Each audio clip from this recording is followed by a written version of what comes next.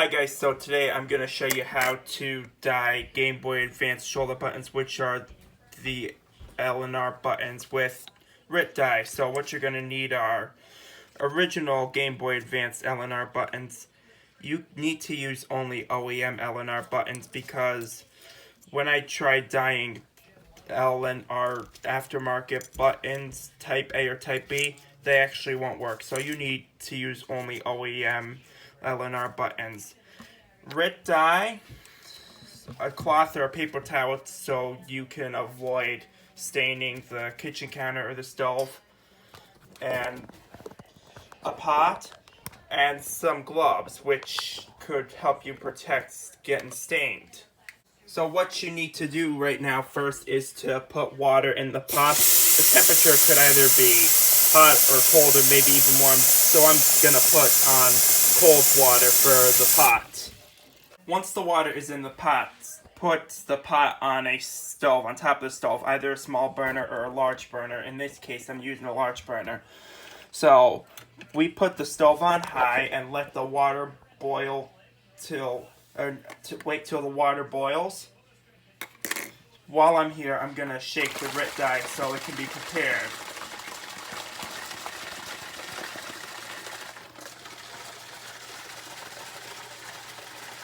I need to shake the Rit dye well before I pour it into the water in the pot. I think the Rit dye should be good for pouring into the water in the pot now. Now I poured Rit dye into the pot like that, as you can see here. However, the water looks black because I'm using a dark color dye, which is denim blue. While we're waiting for the water in the pot to boil, I'm going to show you my example of how the Rit dye works on sticking onto the L and R buttons. This is a Game Boy Advance OEM L button, which I dyed it denim blue, and it looks patterned to an indigo to me, along with the R button here. Okay, so I got my gloves on, and while I'm waiting for the water to boil, I added an additional paper towel here, so I really do not want to stain the countertop. Before the water officially boils, I'm going to use my whisk to make sure I mix the dye and water in there properly, so the L and R buttons, Game Boy Advance OEM buttons, can let the dye stick on there properly. I think the water's almost ready to boil, so I'm going to stop mixing now. Now the water is starting to boil, so now I will put my OEM Game Boy Advance L button in, along with the R button in. I'm going to let the L and R button stay in there for about a few minutes, maybe even longer, so the dye can stick on both buttons. Okay, I let the L and R buttons sit in the pot while boiling in a few, so I think I'm going to shut the stove off and let the pot cool. Alright, so I took the pot out of the stove, so I'm going to add cool water in there just to make it cool down a little bit, I think.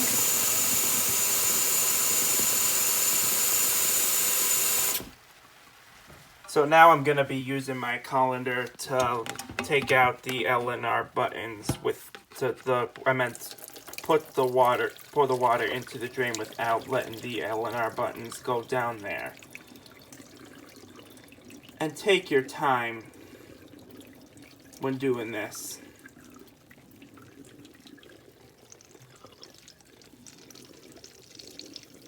I can see the smoke coming out of the water. I don't know if the camera can get it, but I see it in person. I'm gonna wash the colander now.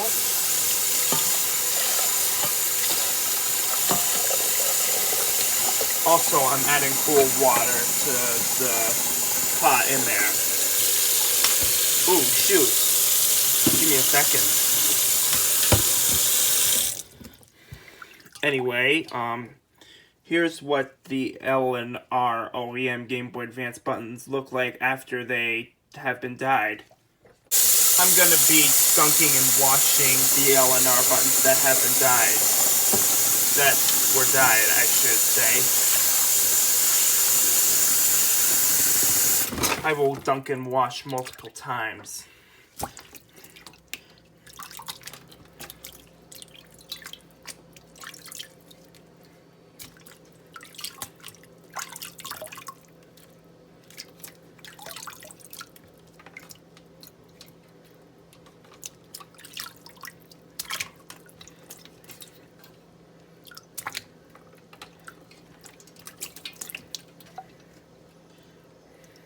Now I'm going to put the buttons on the paper towel. Once the dyed buttons are dried, which I have been dunking and washing and redunking and rewashing multiple times, they are good to go. So if you want to dye your Game Boy Advance L and R buttons, use only OEM ones. And you can use Rit dye in any color.